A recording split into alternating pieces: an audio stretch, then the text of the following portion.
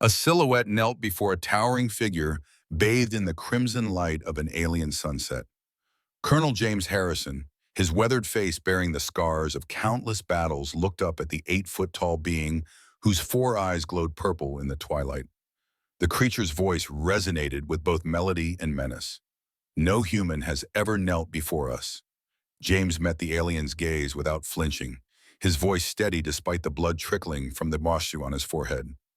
I'm not kneeling before an enemy. I'm kneeling before someone who looks like home. The alien's head tilted slightly, her armored crest catching the dying light. For a moment, the universe held its breath. Days earlier, the persistent hum of the life support systems aboard New Horizons Station had been Colonel James Harrison's lullaby for the past 3 years. At 68, with gray hair cropped close to his scalp and eyes that had seen too much war, he found a strange comfort in the rhythm of machines. The station orbited Nova 7, humanity's furthest colony, a beacon of Earth's expansion into the stars. James ran his calloused fingers along the communications panel, feeling the subtle vibrations that told him more than any diagnostic ever could. Something wasn't right. The station's primary relay was faltering, a slight fluctuation in the subspace band that nobody else had noticed yet. Decades in the Air Force Special Operations had taught him to trust his instincts. "You still fiddling with that outdated hardware, old man?" Lieutenant Ryan Matthews leaned against the doorframe, his pristine uniform a stark contrast to James's faded maintenance jumpsuit. At 28, Matthews represented everything the modern Space Force valued: technically proficient, academically brilliant, and utterly lacking in real combat experience. James didn't look up from his work. "This outdated hardware is what's keeping your oxygen flowing, son." Matthews snorted.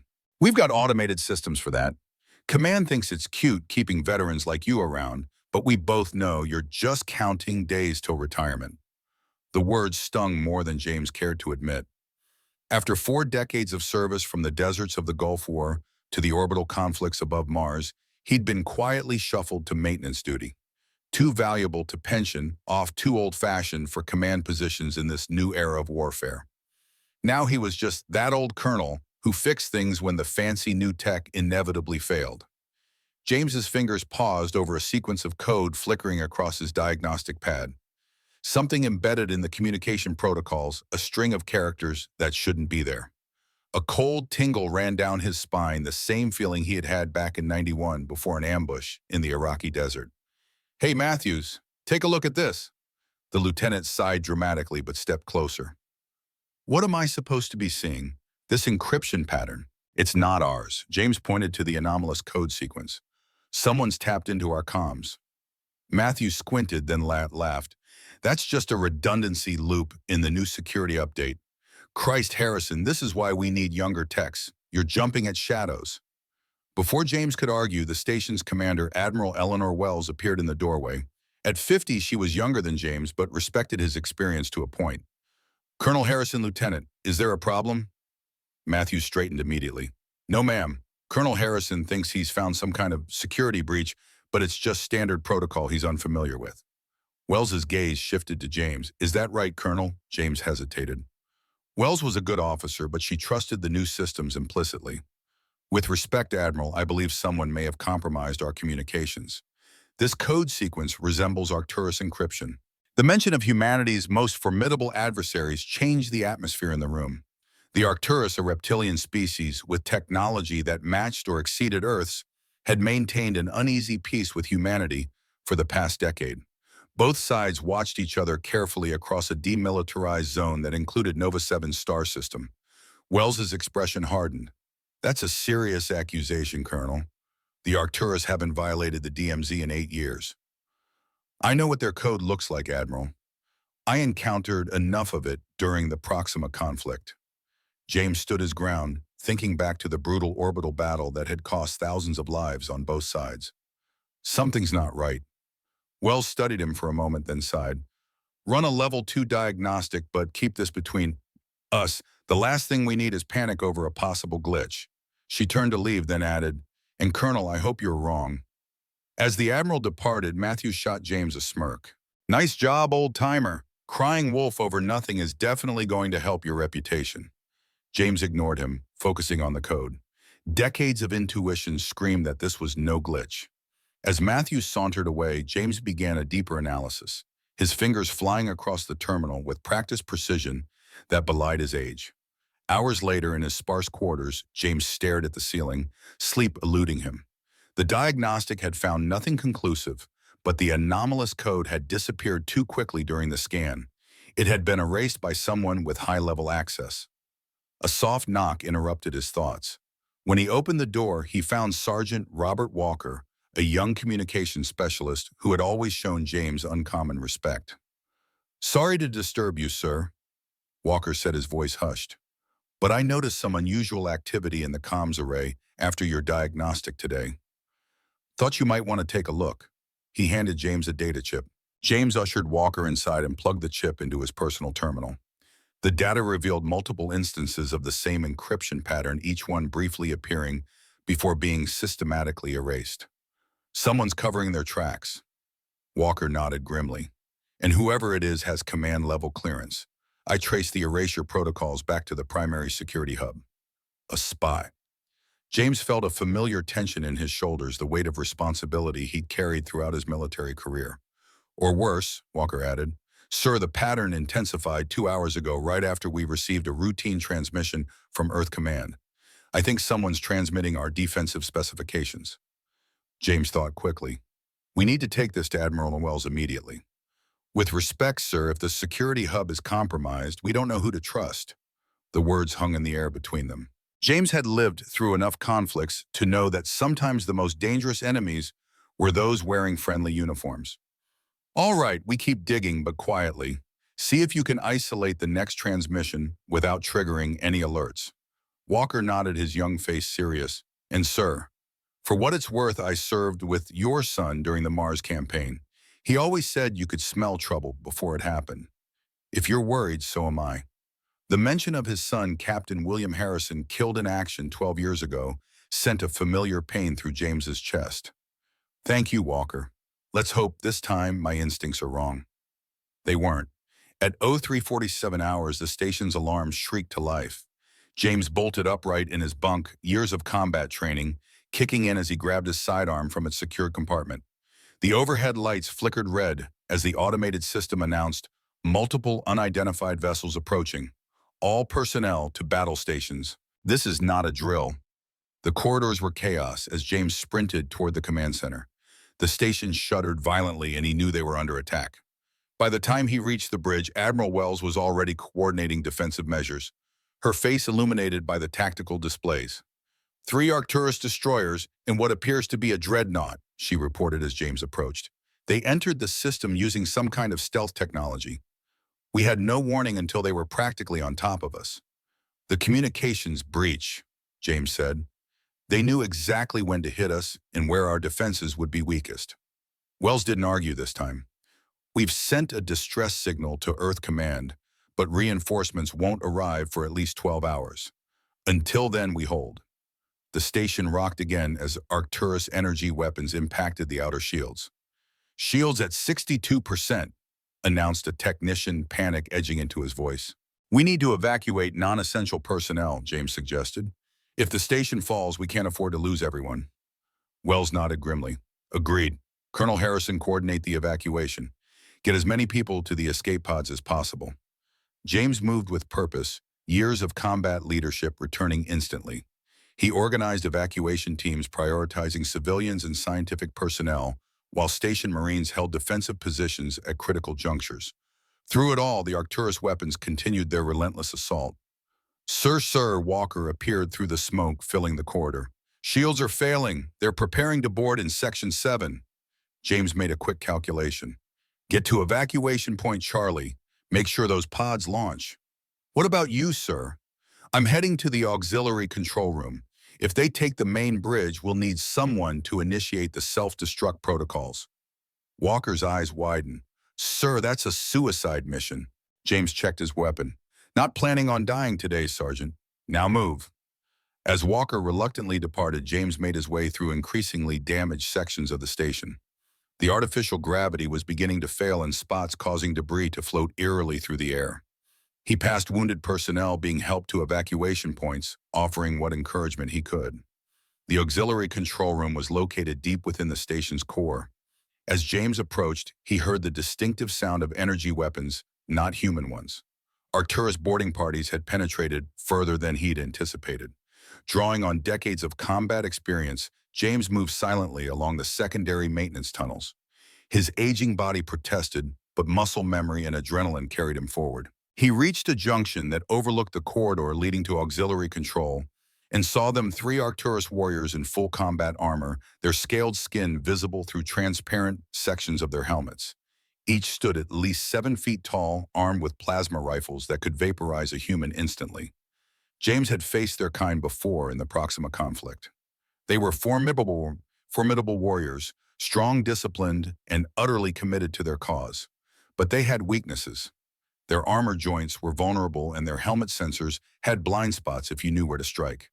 Taking a deep breath, James pulled a stun grenade from his utility belt, standard issue for maintenance personnel in case of dangerous equipment malfunctions. He activated it, counted to 2, and tossed it into the corridor.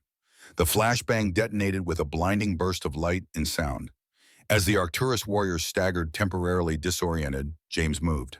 Years of training took over as he fired 3 precise shots at the first warrior's knee joint, bringing the alien down.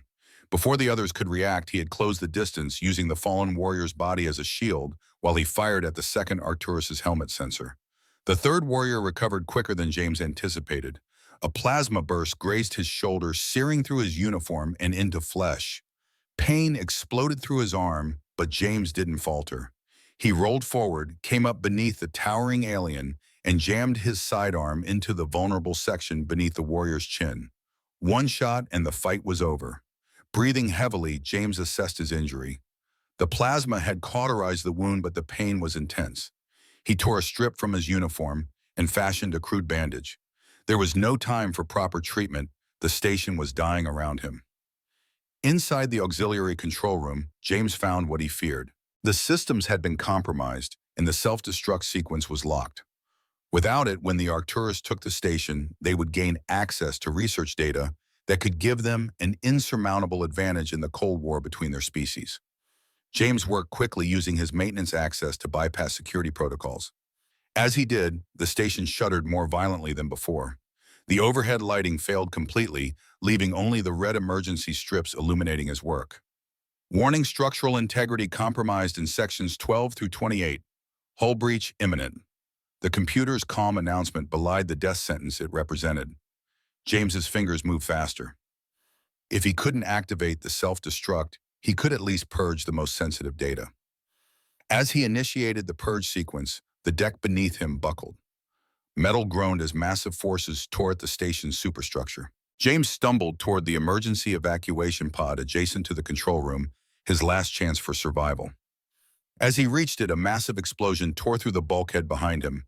The concussive force threw him forward, slamming him into the pod's interior. Dazed, he reached for the launch controls, but another explosion rocked the station. The pod's door sealed automatically as it detected the imminent catastrophic failure of the surrounding structure. Emergency launch protocols activated, and James felt the violent shudder as the pod ejected from the dying station. Through the small viewport, he watched New Horizons station tear itself apart, secondary explosions cascading through its structure as atmosphere vented into the vacuum. Thousands of lives lost in minutes. The Arcturus ships continued their bombardment, ensuring nothing useful would remain. James's evacuation pod tumbled away from the destruction, its stabilizers damaged by the force of the explosion. Inside, warning lights flashed as multiple systems reported failures. The pod's descent trajectory toward Nova 7's surface was too steep; the heat shields wouldn't hold. As consciousness began to slip away, James thought of his son, of all the men and women he'd served with over his long career. He'd survived countless battles only to die alone in a failing escape pod. The irony would have made him laugh if he could summon the strength. The pod entered Nova 7's atmosphere, becoming a streaking fireball against the alien sky. Inside, emergency systems fought desperately to maintain survivable conditions. The heat became unbearable as the damaged heat shield began to fail. James's world narrowed to pain light and the thunderous roar of atmospheric entry. Then came the impact. Pain brought James back to consciousness, not the sharp agony of fresh wounds, but the dull throb of injuries that had had time to settle. His eyes opened to an alien sky, deep crimson with swirling amber clouds. Nova 7's strange beauty had always reminded him of the Arizona sunsets from his childhood. He lay inside the shattered remains of the escape pod, which had split open on impact like a cracked egg. That he had survived at all was nothing short of miraculous.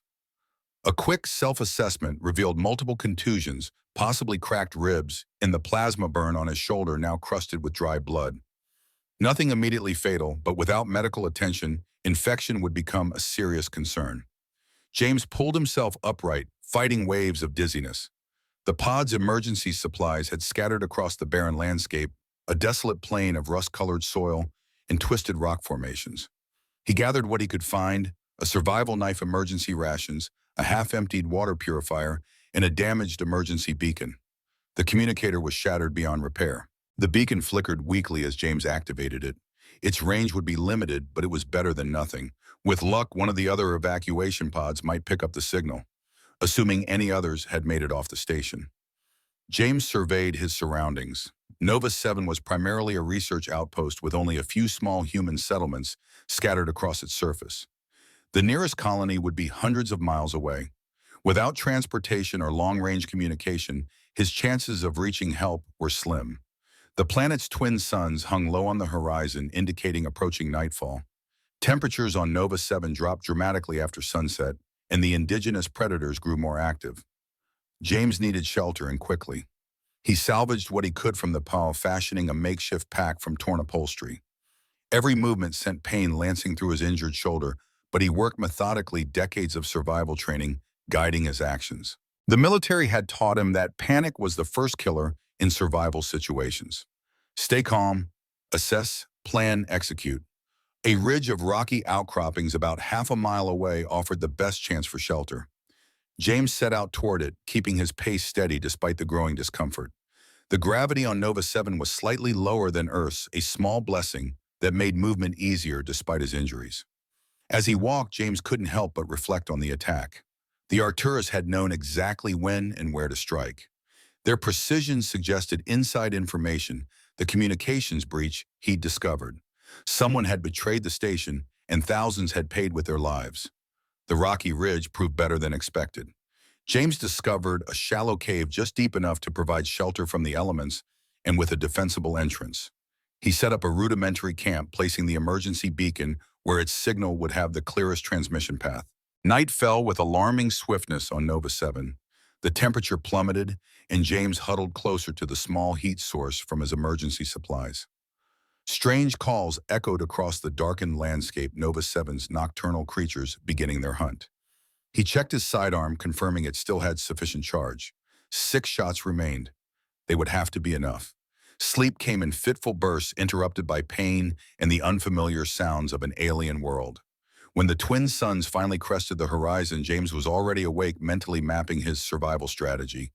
The beacon had shown no signs of being received. He would need to find water scout the surrounding area and determine if there were any signs of other survivors. 3 days passed in this manner. James rationed his supplies carefully, found a small spring of water that the purifier confirmed was safe to drink, and expanded his scouting radius. His injuries slowly began to heal, though the plasma burn remained worryingly inflamed. On the 4th morning, he spotted something that changed everything. A column of smoke rose in the distance, perhaps 5 miles from his position, too controlled to be a natural phenomenon. Someone or something had made camp. James debated his options. It could be other survivors from the station, in which case joining forces would significantly improve his chances of survival. It could also be an Arcturus search party hunting for human survivors or salvageable technology. If so, approaching would mean certain capture or death. The decision was made for him when his emergency beacon suddenly activated with an incoming signal. Not the rescue frequency he'd been hoping for, but an Arcturus tactical band. They were coming. James gathered his meager supplies quickly. The smoke still represented his best chance, even if it meant risking an encounter with the enemy. He set out immediately, pushing his recovering body to maintain a steady pace across the difficult terrain. By midday, the smoke was much closer, though still obscured by a series of rocky hills. James approached cautiously, using the terrain for cover. As he crested a ridge, he finally saw the source, a downed Arcturus shuttle, its hull breached in multiple places. The smoke came from a small fire burning near the wreckage, carefully contained and controlled.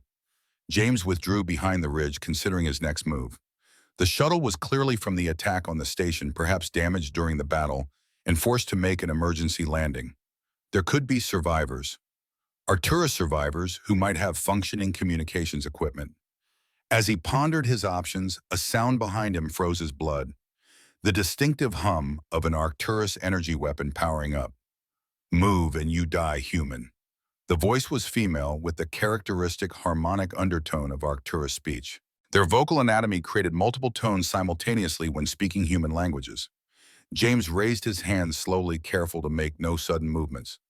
"I'm unarmed." A lie, but one that might buy him seconds if needed. "Turn around," slowly.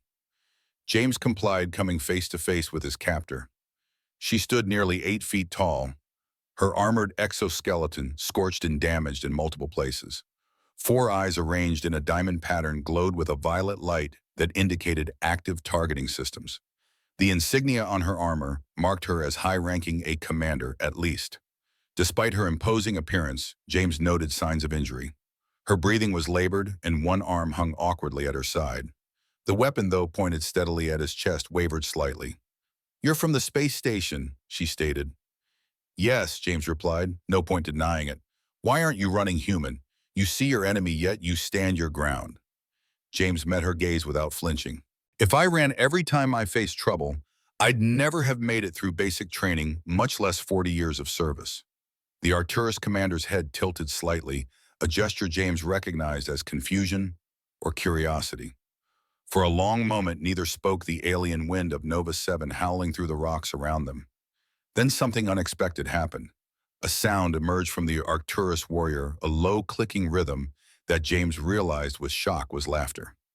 "You are either very brave or very foolish, old human." "Been called both," James replied evenly, usually in the same sentence. Before the conversation could continue, a high-pitched whine filled the air. Both James and the Arcturus commander looked up to see a swarm of metallic shapes descending from the Crimson Sky scavenger drones, autonomous machines that hunted damaged technology and the wounded. They were leftovers from an ancient conflict on Nova 7, self-replicating and dangerous to anything they perceived as damaged. The Arcturus commander cursed in her native tongue. "They sense the shuttle's energy core. We have approximately 30 seconds before they attack." James made a split-second decision. Reaching slowly into his pack, he pulled out an emergency plasma cell, one of the few useful items he'd salvaged from his escape pod. He tossed it to the commander, who caught it reflexively with her good arm. "You cover left, I'll handle right," James said, drawing his sidearm. The commander's 4 eyes widened in surprise, but there was no time for discussion. The drones descended with predatory precision, their metallic appendages reaching for the wounded Arcturus and the damaged human. James aimed and fired, taking down the nearest drone with a clean shot through its central processor. The Arcturus commander recovered quickly from her surprise. With remarkable efficiency, she integrated the plasma cell into her weapon and began firing at the drones approaching from the left. Despite her injuries, her aim was impeccable. Between them, they created a defensive perimeter, each covering the other's blind spots with practiced precision. The battle was brief but intense. When the last drone fell in a shower of sparks, the rocky ground around them was littered with smoking mechanical debris. James stood with his back to the Arcturus commander, his sidearm empty, but still raised, scanning for any remaining threats. When he turned, he found the commander staring at him with an expression he couldn't quite read. "You fought beside me," she said, disbelief evident in her harmonic voice. "A human helping a krill. Why?" James holstered his empty weapon. "You were between me and dying. Couldn't have that." The commander lowered her weapon, though not completely. "I am Taris Vex, combat commander of the 4th Legion." She paused, then added, "I should kill you." "Probably," James agreed, "but you won't." "Why are you so certain?" James nodded toward her damaged shuttle. "Because you're injured, stranded, and just used your last plasma cell to fight off those drones. 2 enemies can die alone, or 2 reluctant allies might survive together. Simple tactical calculation." Taris studied him for a long moment. "You are not a simple soldier." "Colonel James Harrison, United Earth Defense Force." Special operations retired. He gestured to his own injuries, and similarly in need of assistance. Another moment of silence stretched between them, filled with the weight of decades of conflict between their species. Finally, Terrace lowered her weapon completely. The shuttle's communication array is damaged beyond repair. The emergency beacon is functional, but insufficient to reach orbit. James nodded, understanding the unspoken agreement. My pod's beacon is similarly limited. But if we combine the technology, we might boost the signal strength enough to reach your ships or my people. A temporary alliance, Terrace clarified, as if reassuring herself. Purely practical. James agreed, though something in her four-eyed gaze suggested she, like him, recognized the historic nature of their arrangement. They made their way to the downed shuttle, each moving with the caution of the injured and the wariness of lifelong enemies. Inside the vessel's interior revealed signs of a hasty evacuation equipment, scattered emergency protocols half implemented. Terrace moved to the communications array and began removing panels with practiced efficiency. Your injury, James noted, gesturing to her awkwardly positioned arm. Dislocated? Terrace glanced at her arm as if noticing the injury for the first time. Yes, the impact was significant. James stepped forward cautiously. I can help with that. Field medicine was part of my training. Terrace's eyes narrowed. You wish to touch me human. I wish to make you combat effective commander. Having one arm significantly reduces your utility in our arrangement. A moment of consideration, then Terrace nodded once sharply. Proceed? James approached, carefully aware that despite her injury, the Arcturus commander could kill him with her remaining good arm if she perceived a threat. He examined the joint, noting the differences in Arcturus physiology, similar enough to human anatomy in basic structure, but with crucial variations in muscle attachment and bone density. This will hurt, he warned. On 3. 1. He moved suddenly, applying precise pressure and rotation to snap the joint back into place. Terrace hissed a sound like steam escaping a pressurized valve, but made no other indication of pain. She tested the arm, carefully rotating it through a limited range of motion. Effective, she acknowledged, though your counting requires improvement. James found himself smiling slightly. Old military trick. Tension makes it worse. As they worked on combining their technologies, day faded into night. The temperature dropped precipitously, and James found himself shivering despite his efforts to conceal weakness. Terrace observed this with her unnerving gaze. Your species is poorly adapted to temperature variations, she noted. Part of our charm, James replied, through chattering teeth. Terrace disappeared into the rear of the shuttle, returning with what appeared to be a thermal regulation unit from an Arcturus survival kit. She activated it, creating a sphere of warmth that immediately enveloped them both. Your usefulness diminishes if you freeze to death. Practical of you, James acknowledged, moving closer to the heat source. Thank you. It is not gratitude, Terrace corrected him sternly. It is tactical necessity.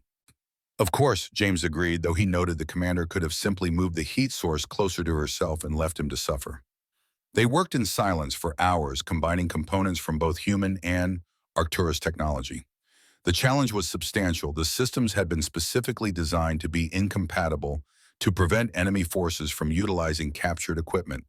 But James's decades of maintenance experience and Terrace's comprehensive knowledge of Arcturus systems gradually produced results. As they worked, James found himself studying his unlikely ally. The Arcturus, or Krill as they called themselves, had been humanity's most formidable adversary for decades. Their technology matched or exceeded Earth's in most areas, and their warrior culture produced soldiers of exceptional skill and discipline. Yet beyond military briefings and combat encounters, humans knew little about them as individuals. Terrace caught him watching her. You have questions, Colonel Harrison? It wasn't a question, but James nodded. A lifetime of fighting your people, and this is the longest conversation I've had with one of you. Terrace continued working as she spoke. We do not normally converse with prey species. Prey, James raised an eyebrow. Is that how you see us? It is how many krill view all non-krill, she replied. I did not say it was my view. And what is your view? Terrace's hands paused over the communications array. Complexity exists in the universe. Intelligence takes many forms. Dismissing any life form capable of reaching the stars as merely prey is an oversimplification. Coming from an Arcturus, this perspective was surprisingly nuanced. James had always been taught that their species was monolithic in its aggressive expansion and dismissal of other life forms. Your attack on our station seemed pretty predatory, James observed, testing the boundaries of their fragile alliance. Terrace's four eyes fixed on him with unsettling intensity. Your station fired on our scout ship without provocation 3 days prior. The attack was retaliation authorized by the High Command. James frowned. That's impossible. We had strict orders not to engage unless fired upon. Yet it happened, Terrace replied. I saw the footage myself. Your defensive batteries targeted and destroyed an unarmed scientific vessel. The revelation hit James like a physical blow. If Terrace was telling the truth, and he had no reason to believe an Arcturus commander would lie about the justification for an attack, something was deeply wrong. The station's weapons wouldn't have fired without authorization, and no sane commander would have violated the fragile peace with such an unprovoked assault. Commander, James said slowly, I believe both our peoples may have been manipulated. The twin suns of Nova 7 cast long shadows across the barren landscape as James and Terrace worked on their makeshift shelter. 3 days had passed since their unlikely alliance began, 3 days of cautious cooperation and guarded conversations. The wreckage of Terrace's shuttle and salvaged materials from James's escape pod had been transformed into a surprisingly functional base camp. Your wound requires treatment. Terrace observed, her four eyes focusing on the plasma burn on James's shoulder. The injury had worsened, angry red streaks spreading outward from the blackened center. James grimaced. He'd been ignoring the increasing pain, focusing instead on their survival priorities. It'll hold. Terrace set down the communication relay she'd been calibrating. Infection spreads differently in your species than in Krill, but the outcome is the same. Death, slow and unnecessary. Without waiting for permission, she moved to her personal equipment and retrieved a small metallic case. Remove your garment. The command in her voice was impossible to miss, the tone of someone accustomed to absolute obedience. Under different circumstances, James might have resisted on principle, but 40 years of military service had taught him when to recognize good tactical advice. He peeled back the makeshift bandage, wincing as it stuck to the wound. The exposed flesh beneath was inflamed and weeping clear fluid, classic signs of advancing infection. Terrace examined it with clinical detachment, her scaled fingers surprisingly gentle as they probed the edges of the burn. Your medical technology is primitive, she noted, opening the metallic case to reveal an array of unfamiliar instruments. This will be uncomfortable. Compared to dying of sepsis, I'll take uncomfortable. James attempted a smile, though it came out as more of a grimace. Terrace selected what appeared to be a small silver disc. This is a cellular regenerator. It will destroy the infectious organisms and accelerate your natural healing process. She pressed it against the wound without further warning. Pain exploded through James's shoulder like liquid fire. He bit down hard, tasting blood as he fought to remain conscious. Through gritted teeth, he managed to gasp, "That's your definition of uncomfortable. For a Krill warrior, yes." Was that amusement in her harmonic voice? For a human elder, perhaps I underestimated. The discomfort will pass momentarily. True to her word, the burning sensation began to fade, replaced by a strange tingling as the device worked. James watched in fascination as the angry red streaks visibly receded and new pink skin began forming at the edges of the wound. That's remarkable technology, he admitted. Why help me? Terrace returned the device to its case. As you said yourself, Colonel Harrison, 2 enemies can die alone, or 2 reluctant allies might survive together. Simple tactical calculation. James nodded, recognizing his own words. But something in her tone suggested there might be more to it than pure pragmatism. Before he could pursue the thought, Terrace changed the subject. Tell me about your combat experience, she said, returning to work on the communications relay. Your tactics against the scavenger drones were effective, not what I expected from a human of your age. James carefully tested his shoulder, finding the pain significantly reduced. Gulf War 991, Iraq. Special operations before and during. Later I served in Afghanistan, then the Mars campaign, and finally the Proxima conflict against your people. You fought at Proxima Centauri. Terrace's head tilted slightly, a gesture James had come to recognize as heightened interest. Fourth Fleet. We lost nearly 60% of our forces. The memories were still sharp, the silent vacuum battles, the terrible beauty of ships breaking apart in space, the knowledge that each distant explosion represented dozens or hundreds of lives extinguished. The 7th Legion lost 70%, Taris responded. I was a junior tactical officer then. A moment of silence stretched between them, an unspoken recognition of shared experience across enemy lines. Your tactics were unpredictable, most effective. Coming from an Arcturus commander, this was high praise indeed. We adapted, had to. Your technology outmatched ours in nearly every category. Yet you achieved tactical victory. At an unsustainable count, James corrected. Both sides recognized that continued conflict would lead to mutual destruction, hence the armistice. Terrace made a sound that might have been agreement, and now it seems someone wishes to break that peace. The comment brought them back to their earlier discussion. James had shared his discovery of the communication breach aboard New Horizons Station, while Terrace had elaborated on the footage of an unprovoked human attack that had precipitated the Arcturus response. The timing is suspicious, James noted. First the communications breach, then an apparent attack that none of our personnel were aware of, followed immediately by a full-scale Arcturus assault. Someone engineered this conflict, Terrace concluded. She hesitated, then added, there are factions among my people who consider the armistice a sign of weakness, who believe the Krill should dominate the stars, not share them.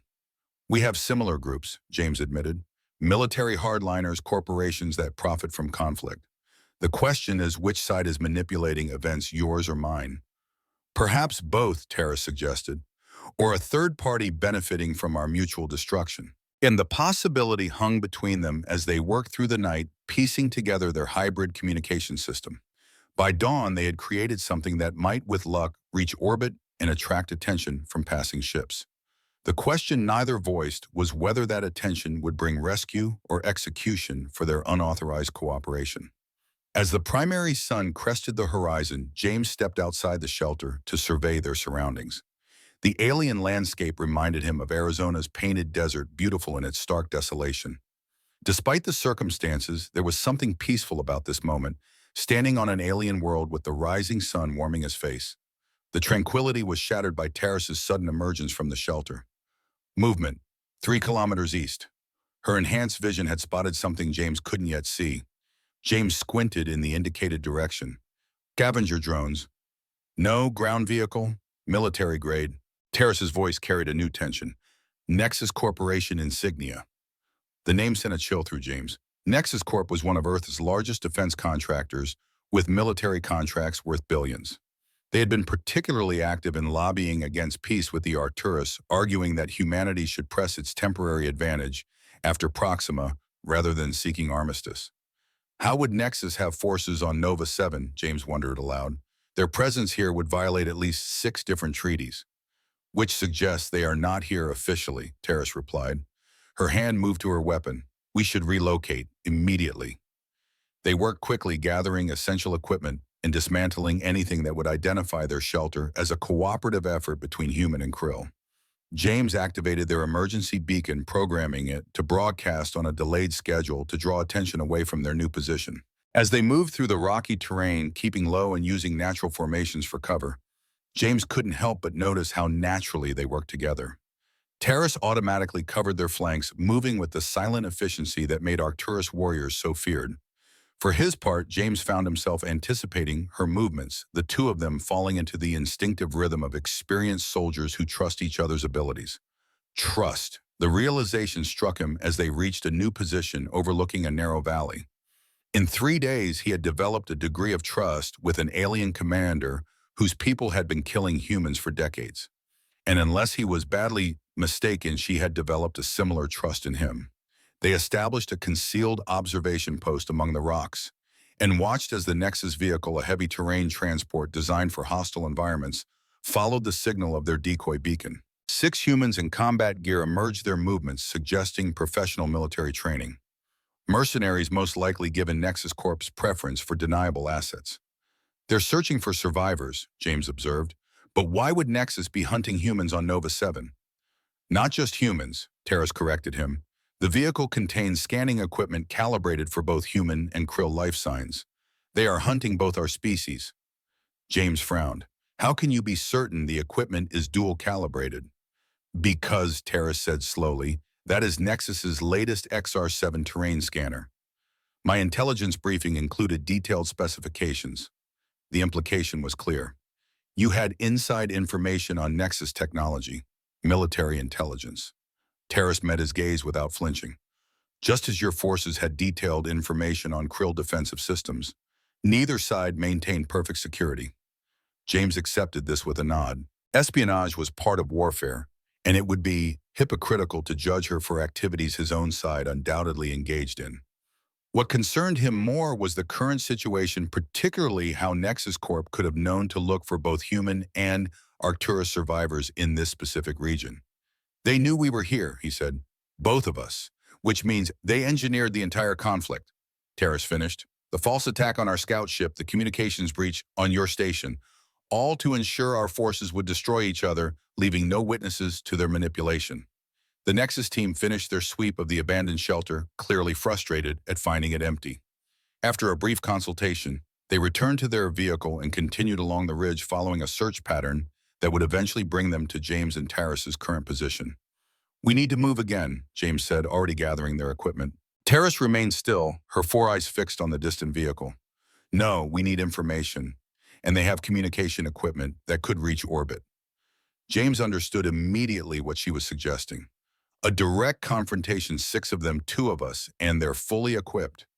3 days ago, I would have handled this alone, Terrace replied, a note of what might have been pride in her harmonic voice.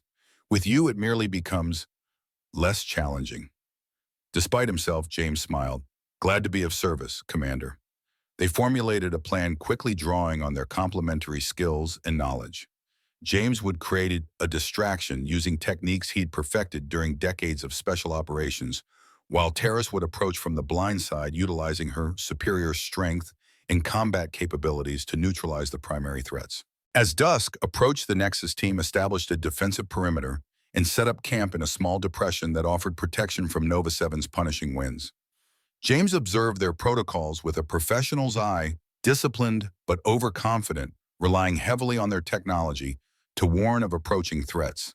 Technology that could be defeated by someone who understood its limitations. James circled downwind carrying a small component salvaged from his escape pod's environmental system. When activated in a specific sequence, it would generate a heat signature mimicking a human life form. He placed it carefully among the rocks, set the delayed activation, then retreated to his designated position. Minutes later, alarm sounded in the Nexus camp. 3 mercenaries moved toward the false signal weapons ready. The moment they were out of sight, Terrace struck with frightening efficiency. She descended on the remaining team members like a predator from ancient Earth, her movements almost too fast for James to follow. 2 mercenaries fell before they could even raise their weapons. The third managed to fire a single shot, which Terrace evaded with inhuman grace before incapacitating him with a precise strike to his neural cluster. James, meanwhile, circled behind the 3 who had pursued his decoy. Using techniques honed in countless combat zones, he created the impression of multiple attackers moving through the gathering darkness. The mercenaries, already unsettled by the alarms from their base camp, grew increasingly disoriented.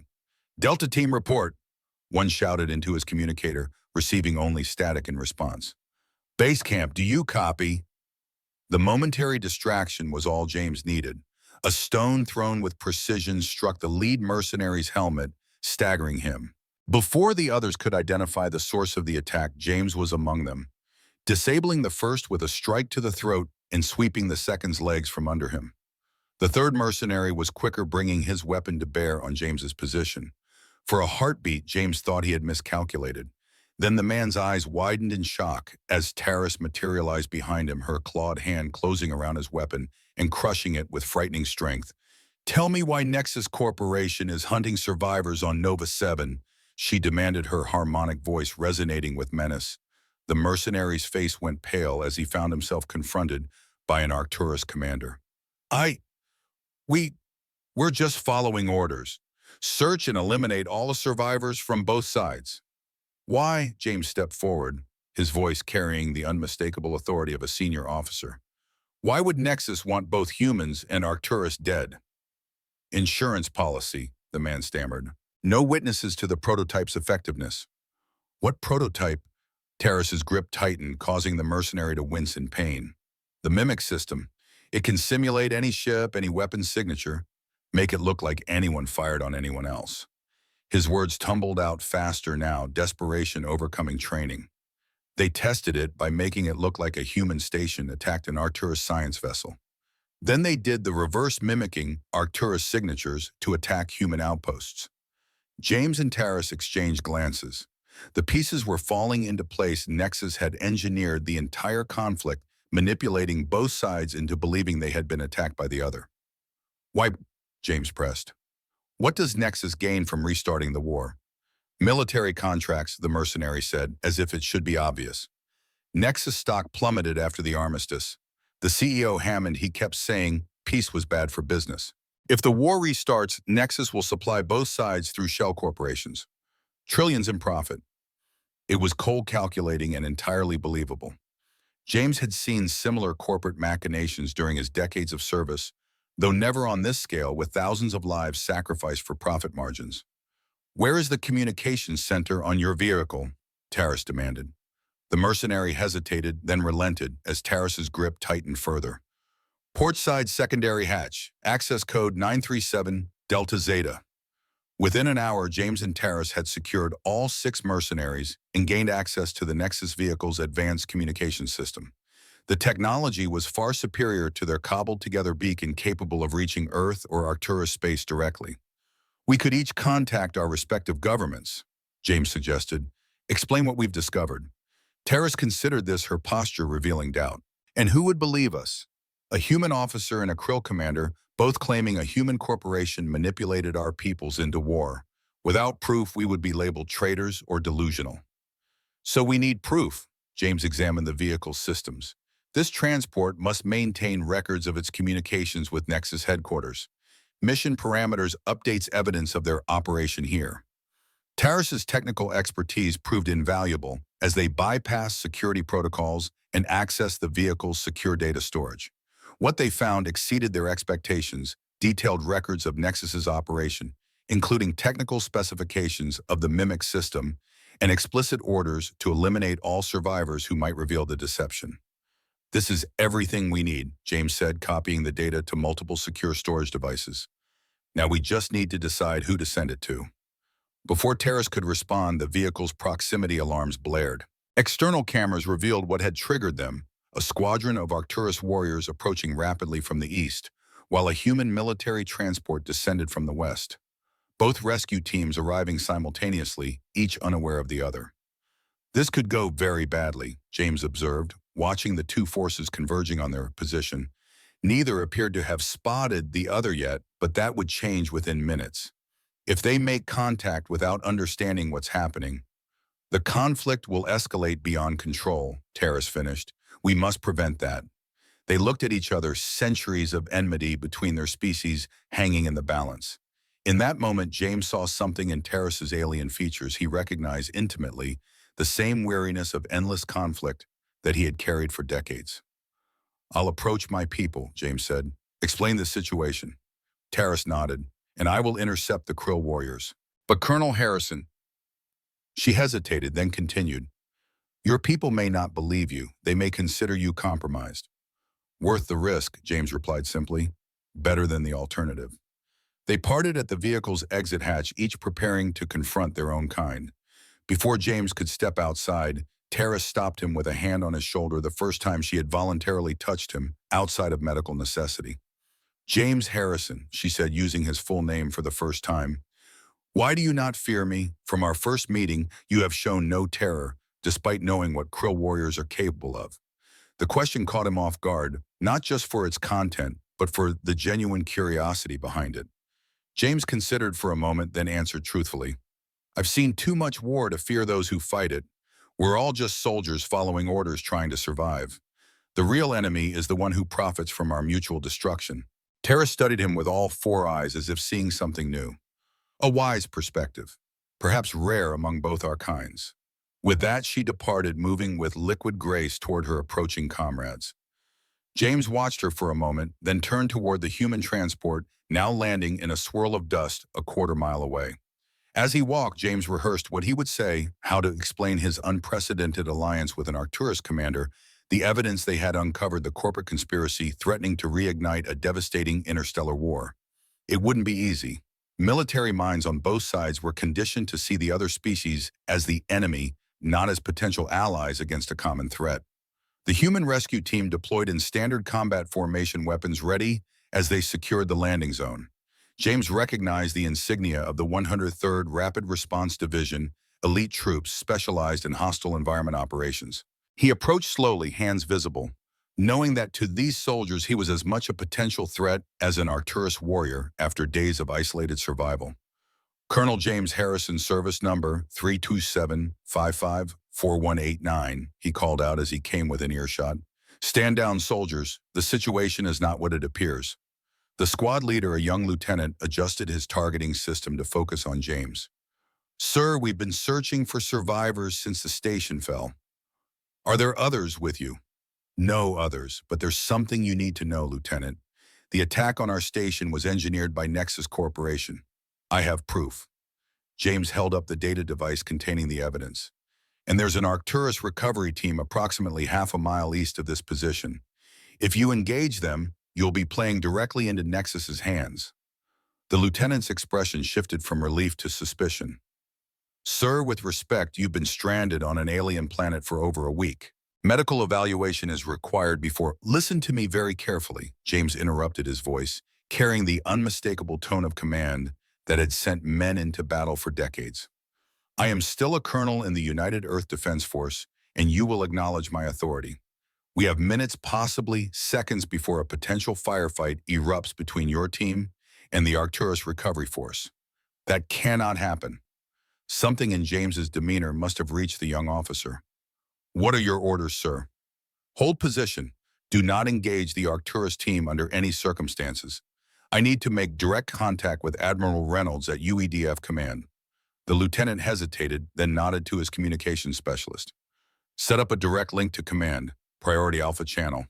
As the specialist established the connection, James glanced eastward, where Terrace would be intercepting her own people. He couldn't see them through the rocky terrain, but the absence of weapons fire suggested she had at least temporarily prevented engagement. Channel open, sir, the specialist announced, offering James the secured communication unit. James took a deep breath and began transmitting the most extraordinary report of his long military career. This is Colonel James Harrison to UEDF Command. Authentication code Sierra November 471. I am declaring a strategic deception alert. Repeat, strategic deception alert.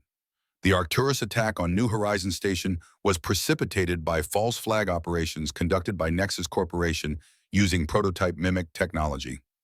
There was a moment of stunned silence before Admiral Reynolds' voice responded, heavy with skepticism. Colonel Harrison, these are extremely serious allegations. What evidence supports this claim? Complete data package being transmitted, now, Admiral. Technical specifications of the mimic system. Operational orders for cleanup crews. Financial projections showing Nexus's expected profits from renewed conflict. James uploaded the files as he spoke. Additionally, I have been in contact with Arcturus Combat Commander Terrace Vex, who independently confirms their forces were responding to what they believed was an unprovoked human attack. You've been cooperating with an Arcturus commander, the Admiral's voice sharpened. Colonel, your judgment may have been compromised by your survival situation. With respect, Admiral, my judgment is the only reason we have this information. Commander Vex and I discovered the truth together, and we've prevented our respective rescue teams from engaging each other. This is an opportunity to expose the deception and potentially strengthen the armistice rather than falling into Nexus's trap. Before Reynolds could respond, the communications specialist interrupted urgently. Sir, Arcturus signals approaching. They're requesting direct communication. James felt a surge of hope. Terrace must have convinced her people to attempt dialogue rather than immediate engagement. Admiral Reynolds, I request permission to facilitate communication between our forces and the Arcturus team. A long pause followed, during which James imagined the frantic consultations occurring at UEDF Command. Finally, Reynolds responded, Permission granted, Colonel, but be advised if this goes sideways, it's on your head. Understood, Admiral. Thank you. James turned to the lieutenant, prepared to receive an Arcturus delegation. Non-hostile protocols. The human soldiers looked uncomfortable, but followed orders, adjusting their positions to appear less threatening while maintaining defensive capability if needed. James moved forward, positioning himself as the point of contact between the two forces. Minutes later, Terrace appeared over a rocky ridge, accompanied by two Arcturus warriors whose armor and insignia identified them as elite guards. The tension in the air was palpable as ancient enemies faced each other across the alien landscape. Colonel Harrison. Terrace greeted him formally, her harmonic voice carrying clearly to both groups. My superiors have granted temporary authorization for dialogue regarding the Nexus Corporation evidence. James nodded. As have mine, Commander Vex. What followed was unprecedented, a joint debriefing conducted on neutral ground, with both human and Arcturus forces maintaining respectful distance, while James and Terrace presented their evidence. Through secure channels, military leaders from both species reviewed the data, confirming its authenticity through their respective intelligence networks. As night fell on Nova 7, the impossible had become reality. A joint human-Arcturus statement was issued condemning Nexus Corporation's actions and announcing a cooperative investigation into the manipulation of both sides. News of the corporate conspiracy spread rapidly through both civilizations, creating a wave of outrage that temporarily overwhelmed the habitual suspicion between species. In the human transport now serving as an impromptu command center, James watched reports flooding in from Earth. Nexus stock was in freefall as arrest warrants were issued for its senior leadership. Military forces were securing Nexus facilities across human space, discovering further evidence of the corporation's efforts to undermine the peace. You should rest, Terrace observed, entering the transport after concluding discussions with her own superiors. Despite her composed exterior, James could see the exhaustion in her posture, the slight favoring of her injured side, the diminished glow of her four eyes. Probably, James agreed. But I doubt I could sleep now, even if I tried. They stood in silence for a moment, both aware that their unprecedented alliance had fundamentally altered the relationship between their species. What had begun as a pragmatic arrangement for mutual survival had evolved into something neither could have anticipated: genuine respect, and perhaps something more. The Krill High Command has proposed a joint commission, Tara said finally, to investigate other potential manipulations and strengthen protocols against future deception. They have requested you serve as the human representative. James raised an eyebrow. Me, I'm 3 years past mandatory retirement age. Yet you were the only human with the wisdom to see beyond centuries of conditioned hatred, Terrace replied. That perspective is valuable. Before James could respond, one of the human officers approached, looking distinctly uncomfortable at interrupting their conversation. Colonel, sir, Admiral Reynolds wishes to speak with you immediately. James excused himself, following the officer to the communications terminal. Reynolds' weathered face appeared on the screen, his expression unreadable. Colonel Harrison, I've reviewed your full report and the corresponding Arcturus data. It appears your assessment was correct. Nexus Corporation engineered this entire conflict for profit. Thank you, Admiral. Have they been contained? CEO Hammond is in custody along with most of the board. We're dismantling their operation piece by piece. Reynolds paused, clearly uncomfortable with his next words. There's also the matter of your cooperation with Commander Vex. James stood straighter. I stand by my actions, Admiral. Without our alliance, the deception would have succeeded. I understand that, Colonel. In fact, that's why I'm calling. The President has authorized me to offer you a new assignment, special envoy to the Joint Commission being established with the Arcturus. Commander Vex mentioned something similar from her leadership, James acknowledged. Reynolds nodded. Both sides agree you two are uniquely qualified to lead this initiative. You've demonstrated an ability to work together that, frankly, no one thought possible. The diplomatic corps is calling it a watershed moment. James considered the offer. At 68, he had believed his career was effectively over, reduced to maintaining outdated equipment until formal retirement. Now he was being offered a chance to shape the future relationship between humanity and its greatest rival. I'll need time to consider, Admiral. Of course, but not too much time, Colonel. Events are moving quickly. Reynolds hesitated, then added more personally, For what it's worth, James, I think you're the right man for this. What you and Commander Vex accomplished together, it's historic. After the communication ended, James returned to find Terra standing outside the transport gazing up at Nova 7's night sky. The planet's three moons cast multiple shadows across the rocky landscape, creating an ethereal beauty that transcended the desolation. I've been offered a position as special envoy to the Joint Commission, James said, joining her. As have I, Terrace replied, still looking upward. The stars look different from your perspective. Your visual spectrum is more limited than ours, yet you see patterns. We do not constellations, you call them. Different perspectives, seeing the same universe, James observed. Maybe that's what we need more of. Terrace turned to face him, her four eyes glowing softly in the darkness. Earlier, you did not answer my question fully. Why do you not fear me, James Harrison? Many humans would be terrified to stand beside a Krill warrior, even after what we have shared. James looked up at the alien sky, considering his answer carefully. The truth was complex, layered with decades of experience loss, and the peculiar wisdom that comes only with age. You asked me why I didn't run when we first met, he said finally. The honest answer, you looked like home to me.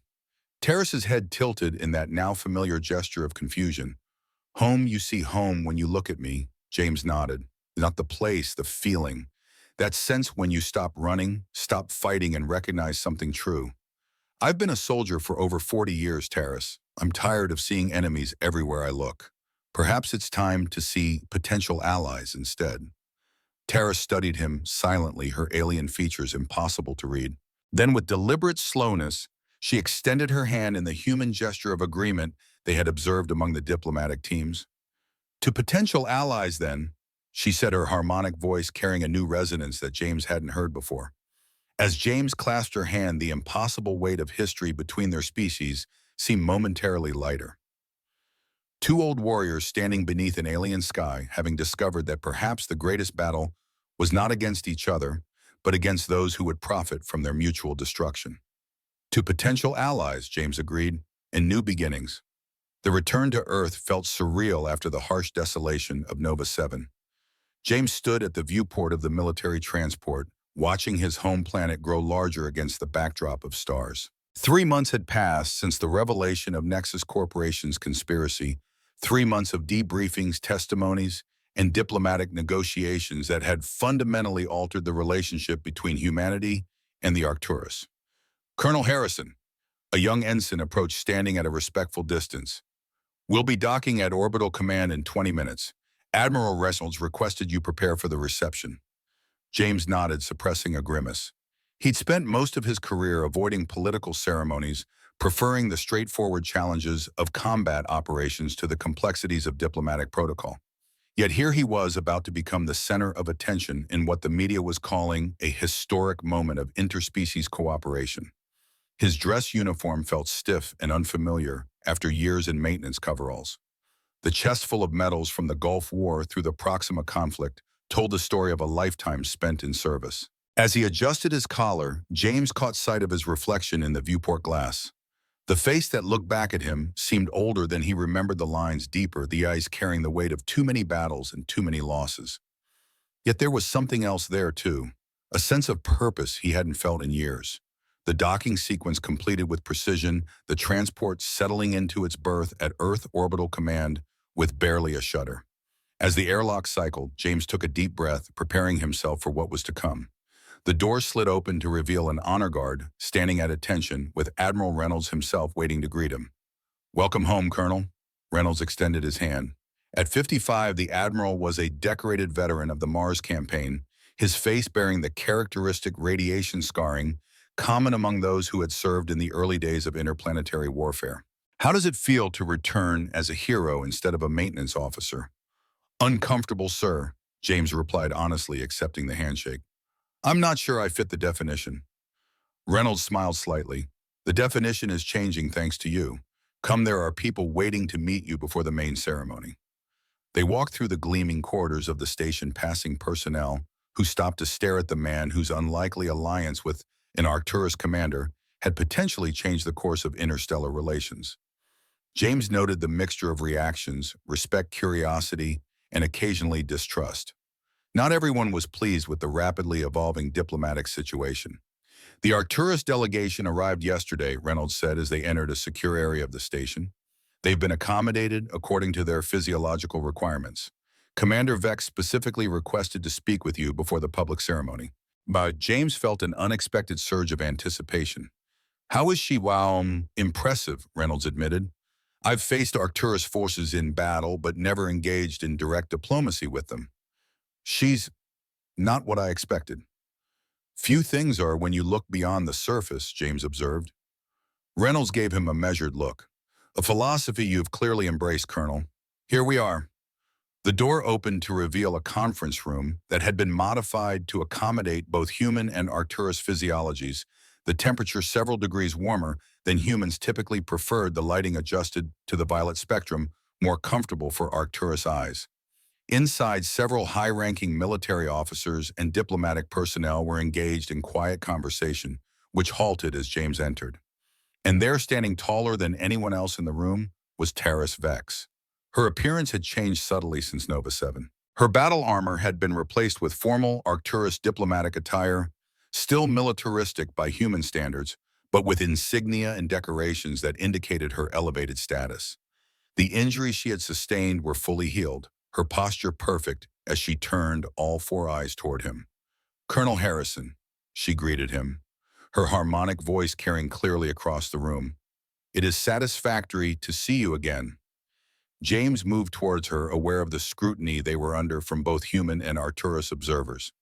Commander Vex, you're looking well. As are you, your shoulder has healed completely. It was a personal reference to the injury she had treated on Nova 7, a subtle acknowledgement of their shared experience. Good as new, he confirmed. Your medical technology is impressive. A human diplomat cleared his throat, clearly anxious to redirect the conversation toward official matters. Colonel Harrison, we were just discussing the protocols for today's ceremony. As the first joint human-Arcturus diplomatic event of this nature, it's essential that both sides present a unified message while respecting cultural differences. James listened patiently as the diplomat outlined the carefully choreographed proceedings, who would speak when, what topics were approved, how the historic accord would be presented to the waiting media. Throughout the briefing, he was acutely aware of Terrace's presence, of the unspoken understanding between them that transcended the rehearsed diplomatic scripts. If I may, Terrace interjected when the diplomat finished. Colonel Harrison and I have already demonstrated our ability to communicate effectively without such extensive preparation. Perhaps excessive scripting undermines the authenticity of what we have achieved. The diplomat looked flustered. Commander Vex, while spontaneity may have served you well in a survival situation, international diplomacy requires honesty. James completed, supporting Terrace's position. Commander Vex is right. If this new alliance is to have any meaning, it can't begin with artificial performances. The room fell silent as the senior officials exchanged glances. Finally, Reynolds spoke. Colonel Harrison has a point. The unique value of this partnership lies in its authenticity. Let's allow them some latitude within the agreed framework. The briefing continued, but with a notably different tone, as both James and Terrace subtly redirected the proceedings away from scripted platitudes towards substantive discussion of what their alliance might actually accomplish. By the time they were called to the main ceremony, the original diplomatic plan had been considerably modified. The station's Grand Assembly Hall had been transformed for the occasion. Representatives from every major Earth nation were present, along with a smaller but significant Arcturus delegation. Media platforms from both civilizations were broadcasting the event across human and Arcturus space. As James walked onto the stage alongside Terrace, he was struck by the historical weight of the moment, former enemies standing together before their respective peoples. The ceremony proceeded with the expected formalities. Earth's Secretary General spoke of a new era in interstellar relations. The Arcturus High Counselor responded with similar sentiments, his multiple vocal tones creating complex harmonies that the human translators struggled to fully capture. Through it all, James remained acutely aware of the underlying tension in the room, the skepticism from hardliners on both sides, the cautious optimism from others, the calculated political maneuvering of those seeking advantage in this new paradigm. When it came a time for James and Terrace to address the assembly, they stepped forward together. They had not rehearsed this moment, having rejected the prepared statements offered by their respective diplomatic corps. James glanced at Terrace, receiving a subtle nod that conveyed understanding and permission to begin. 3 months ago, Commander Vex and I were enemies by definition. James began, his voice steady as it carried through the silent hall. We had each lost comrades to the other's forces. We had each served our peoples in a conflict that threatened to consume both our civilizations. When we met on Nova 7, our first instinct should have been to continue that conflict on a personal scale. He paused, scanning the faces before him, human and Arcturus military and civilians, skeptical and hopeful. Instead, and we discovered something more valuable than victory. We found truth, the truth that we had been manipulated into viewing each other as inevitable enemies. The truth that there were those who profited from our mutual destruction. And perhaps most importantly, the truth that beneath our profound differences, we shared a fundamental desire for survival, for purpose, and for a future worth building. Tara stepped forward, her towering presence commanding immediate attention. The Krill, as we call ourselves, have a tradition of testing potential allies through shared adversity. It is said that one only knows the true character of another when facing death together. Her harmonic voice resonated through the hall with a musical quality that human ears found both alien and strangely compelling. Colonel Harrison and I faced death together, not only from the hostile environment of Nova 7, but from those who had engineered the conflict between our peoples. In doing so, we discovered that the greatest enemy was not each other, but those who would sacrifice countless lives for profit and power. As they continued alternating between their perspectives, James observed the gradual shift in the audience's response, the initial diplomatic politeness giving way to genuine engagement. They spoke honestly of the challenges ahead, the deep historical wounds that could not be easily healed, the fundamental differences between their species that would require ongoing effort to navigate. But they also spoke a possibility of what two civilizations might accomplish if they redirected the resources previously committed to mutual destruction. When they finished, the silence that fell over the assembly hall was profound. Then, starting slowly and building to a crescendo, applause erupted from the human section of the audience. The Arcturus delegates responded with their own form of approval, a rhythmic tapping of clawed hands against ceremonial armor that created a counterpoint to the human applause. The combined sound was discordant yet powerful, symbolic of the complex harmony they were attempting to forge. As they left the stage, James felt Terrace's hand briefly touch his shoulder, a gesture of respect and camaraderie that would have been unthinkable months earlier. "Your words were effective," she said quietly. "As were yours," he replied.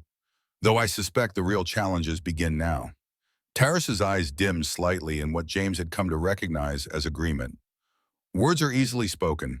Actions require greater courage. The days that followed proved her assessment accurate. While the public response to the Joint Commission was cautiously positive behind closed doors, resistance mounted from multiple directions. Military hardliners questioned the wisdom of sharing information with a species that had been an enemy for generations. Corporate interests that had profited from the arms race lobbied aggressively against cooperation. Cultural conservatives, and on both sides, warned of the dangers of contamination from alien influence. Through it all, James and Terrace worked tirelessly, leveraging their unique partnership to overcome obstacles that would have stymied traditional diplomatic efforts. Their shared experience on Nova 7 gave them credibility that no career diplomat could match. They had literally trusted each other with their lives. 6 weeks after the ceremony, they found themselves at a crucial juncture. The Joint Commission had established its headquarters in a neutral facility orbiting Europa-Jupiter's ice-covered moon. The location was symbolic, halfway between Earth and the nearest Arcturus settlement in the outer solar system, requiring both species to venture beyond their comfort zones. The military exchange program is facing significant resistance, James noted, reviewing the latest reports in their shared office space. The room reflected their ongoing adaptation to each other's needs. The dual environmental controls, creating a temperature and lighting compromise the furnishings designed to accommodate both human and Arcturus physiology. Terrace nodded, her crest shifting with the movement. Similar opposition exists among Krill commanders. They question the wisdom of allowing humans access to our tactical systems even in controlled environments. It's the logical next step, though, James argued. If we're serious about preventing future manipulations, We need observers from both sides who understand each other's capabilities and protocols.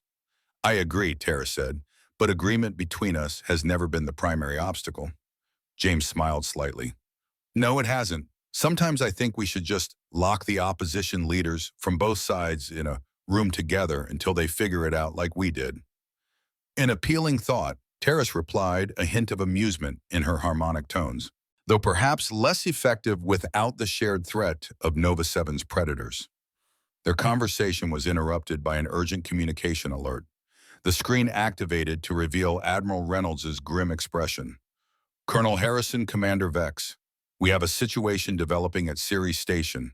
A prototype Arcturus vessel was reportedly fired upon by human defense systems. The Arcturus High Command is demanding an explanation, and their battle fleet has been placed on high alert. James and Terrace exchanged glances, the same thought clearly passing between them. Specifications of the incident, Terrace requested.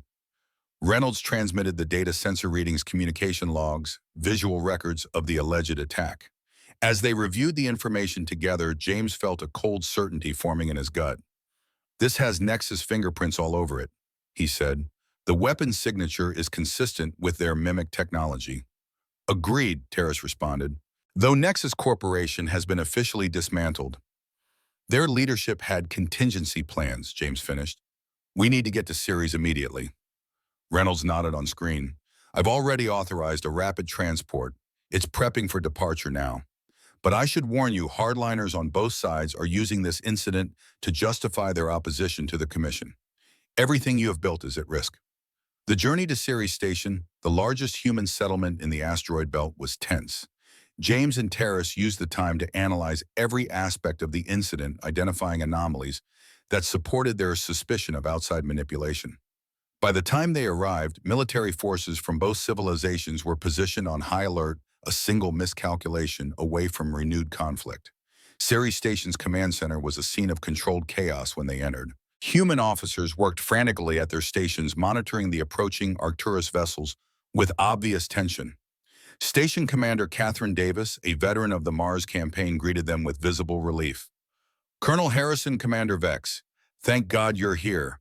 We're receiving contradictory orders from Earth Command, some directing us to maintain defensive posture, others urging diplomatic resolution. The political situation is fragmented, James acknowledged. What's your assessment of the attack? Davis frowned. That's just it, according to my weapons officer. No attack occurred from our side. Our defense systems show no record of activation. Yet the Arcturus vessel was definitely hit by something with the human weapon signature. Exactly as we suspected, Terrace said. Commander Davis, I need direct communication with the approaching Krill vessels. The human officers in the command center looked uncertain, glancing to Davis for confirmation. After a momentary hesitation, she nodded. Establish a direct channel to the Arcturus flagship. The main screen illuminated with the image of senior war leader Krex, his scarred face and elaborate crest marking him as a veteran of multiple campaigns against humans. His four eyes narrowed at the sight of Terrace standing alongside humans in the command center. Commander Vex, he said, his harmonics conveying clear disapproval. You appear to be an unusual company, given the circumstances. Tara stood straighter, her military bearing impeccable, as she addressed a superior officer. War leader, I have analyzed the attack on our prototype vessel.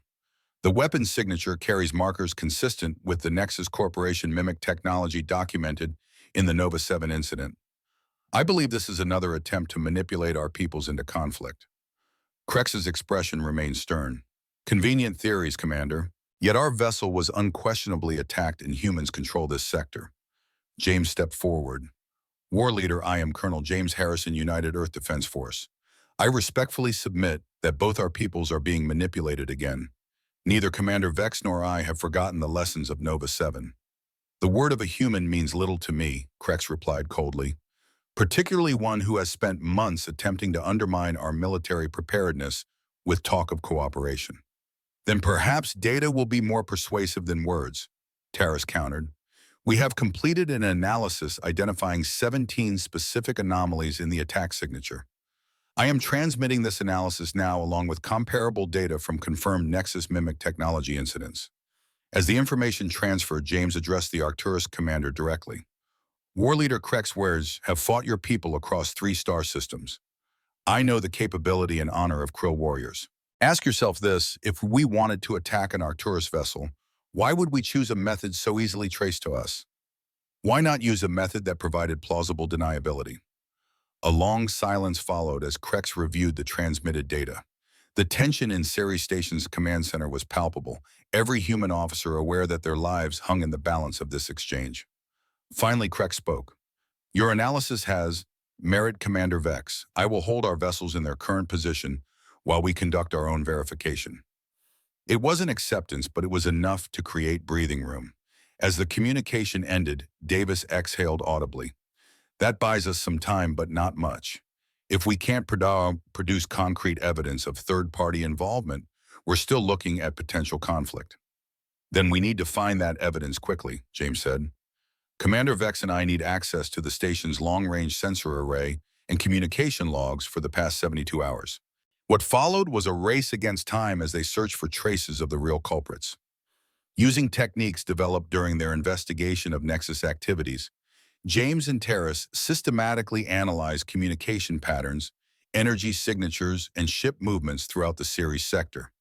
Here, Terrace said, finally highlighting an anomalous reading in the sensor logs. A ship with masked identity departed this vector immediately following the attack. The energy signature is consistent with prototype Nexus propulsion systems. James studied the data. They're getting better at covering their tracks, but not good enough. He turned to Davis.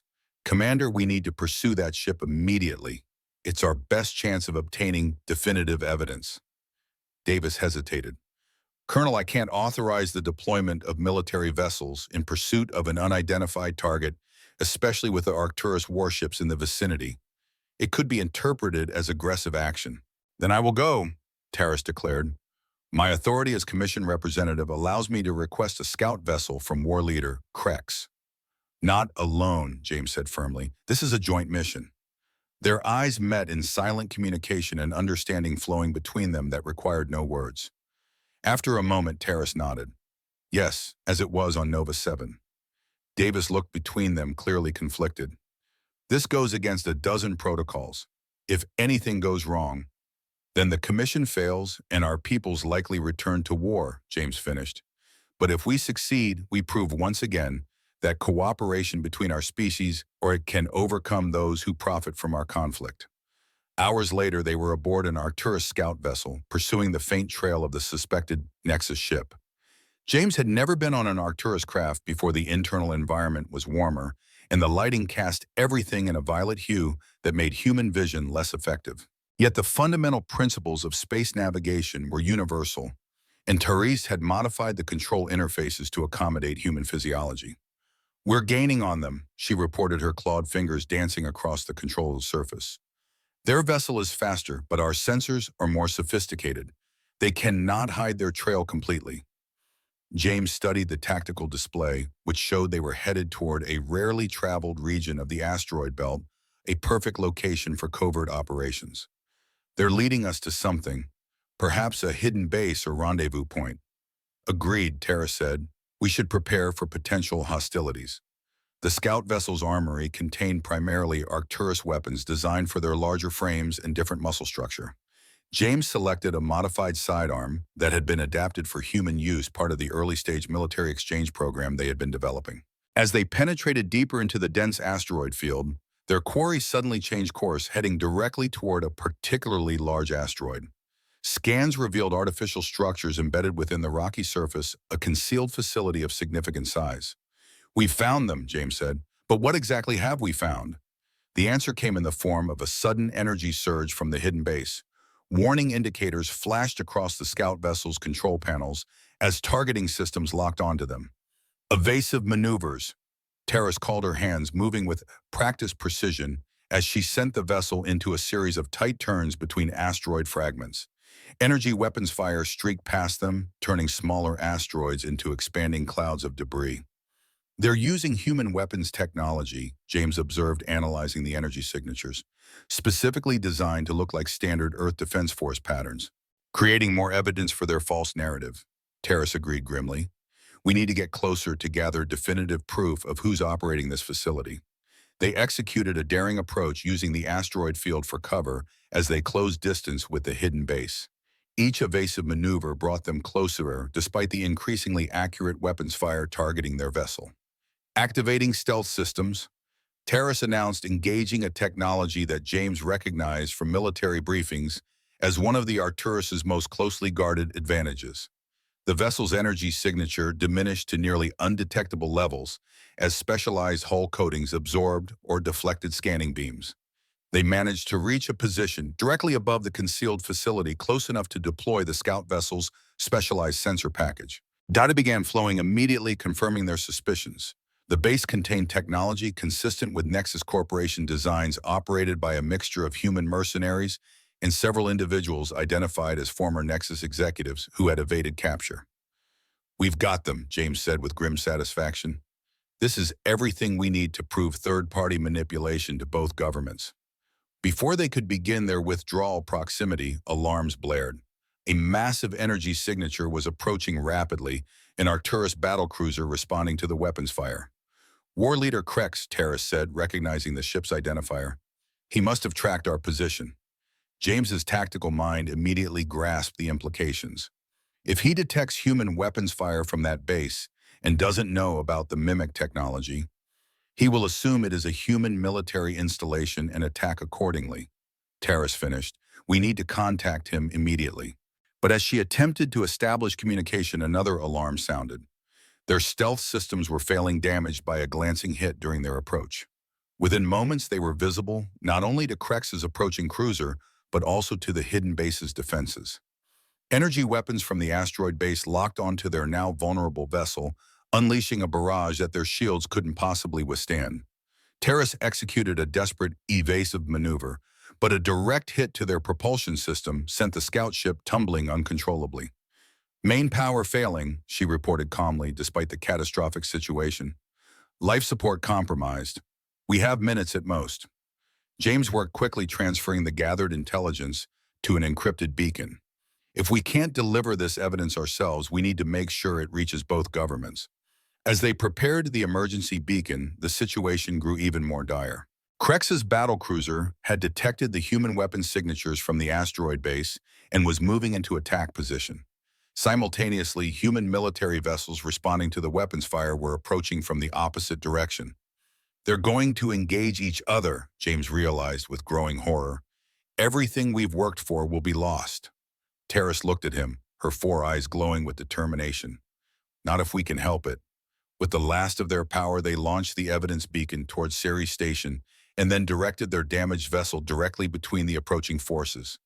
Terrace opened all communication channels, broadcasting on both human and Arcturus frequencies. "This is Commander Terrace Vex and Colonel James Harrison of the Joint Commission. We have confirmed that the weapons fire in this sector originates from a hidden Nexus Corporation facility attempting to manipulate our peoples into renewed conflict. We have transmitted conclusive evidence to both governments.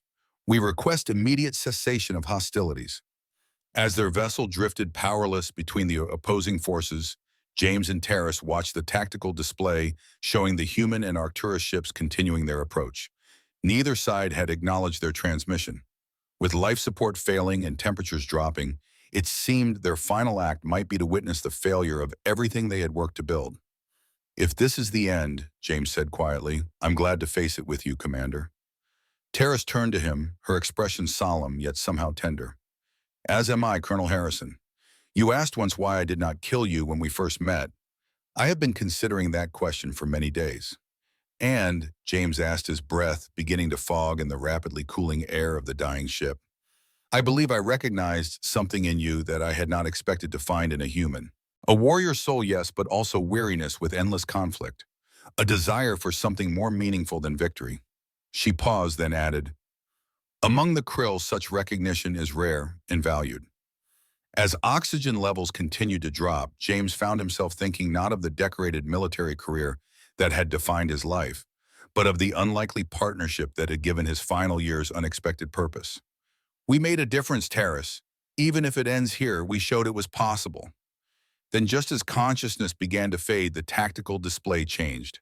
The Arcturus battlecruiser had altered course, moving away from the human vessels and toward the asteroid base instead. Moments later, the human ships adjusted their approach as well, forming a perimeter rather than an attack formation. The communication system crackled to life with war leader Krex's harmonic voice. Commander Vex Colonel Harrison, your evidence beacon was received and authenticated. Both our governments have ordered a coordinated operation against the identified Nexus facility. Hold your position. Rescue is incoming. As darkness claimed him, James's last conscious thought was that perhaps some battles could be won not through strength of arms, but through the courage to trust an enemy and the wisdom to recognize when ancient hatreds no longer served either side. He awakened in a medical facility on Ceres Station, the soft beeping of monitoring equipment confirming he was indeed alive. As his vision cleared, he found Admiral Reynolds standing at his bedside. "Welcome back to the land of the living, Colonel," Reynolds said. "For a while there, we thought we'd lost you." James's first thought was immediate and urgent. Terrace Commander Vex, recovering in an Arcturus medical pod down the hall, Reynolds assured him. "Their physiology is more resilient to oxygen deprivation than ours. She was conscious before you were." Relief washed through him. "The situation, the evidence." "Your gambit worked, James. The beacon reached us with irrefutable proof of Nexus's continued manipulation. Both governments authorized immediate joint action against their hidden facility. We've captured most of their leadership and recovered detailed plans for several more false flag operations they were planning." "And the commission?" James asked, pushing himself up despite the Admiral's concerned expression. Reynolds smiled. "Not only intact, but strengthened. What you and Commander Vex did has been broadcast throughout both civilizations. Your heroes living proof that cooperation between our species isn't just possible, but potentially vital for our mutual survival." When James was finally cleared to leave the medical facility, he found Terrace waiting for him in the corridor. She stood tall and dignified in formal Arcturus attire, her four eyes brightening visibly when she saw him. "Colonel Harrison," she greeted him, "it is good to see you recovered." "Likewise, Commander," he replied, noting the new insignia on her uniform indications of honors bestowed by her government. "It seems we've become symbols despite ourselves." "Indeed," she agreed as they walked together toward the observation deck. "Our governments are now discussing expanded cooperation beyond security matters. Scientific exchange, trade negotiations, cultural understanding initiatives." "Everything we hoped for," James observed, "though I suspect there will be more resistance to overcome, more crises to navigate." They reached the observation deck, a transparent dome offering a spectacular view of the asteroid belt and the distant sun. Human and Arcturus personnel moved about the space, still maintaining some distance from each other, but notably without the tension that had characterized such proximity in the past. "I have been offered a permanent position as senior Krill representative to the expanded commission," Terrace said, looking out at the stars, "with authority to build a lasting framework for cooperation between our peoples." James nodded. "Reynolds mentioned a similar position was being created for me on the human side." They stood in comfortable silence, two old warriors who had found unexpected purpose in their final years of service. The future stretching before them was uncertain, filled with challenges yet to be overcome, but also with possibilities neither could have imagined when they first met as enemies on Nova 7. "You told me once that I looked like home," Tara said quietly, her harmonic voice pitched for his ears alone. "I did not understand then. I believe I am beginning to now." James smiled, looking out at the infinite expanse of stars, the same stars seen from two very different perspectives, yet still the same stars. "Home isn't always a place, Terrace. Sometimes it's a feeling. That sense that you're exactly where you're meant to be, doing exactly what you're meant to do." Terrace extended her hand in the human gesture they had shared once before on Nova 7 under an alien sky. "To new beginnings, James Harrison." He clasped her hand firmly, the once alien touch now familiar and welcome.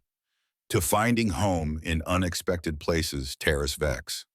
As they stood together, former enemies, now architects of a new future, the stars beyond the observation dome seemed to shine with renewed promise, not just for them, but for both their civilizations learning to see the universe through each other's eyes.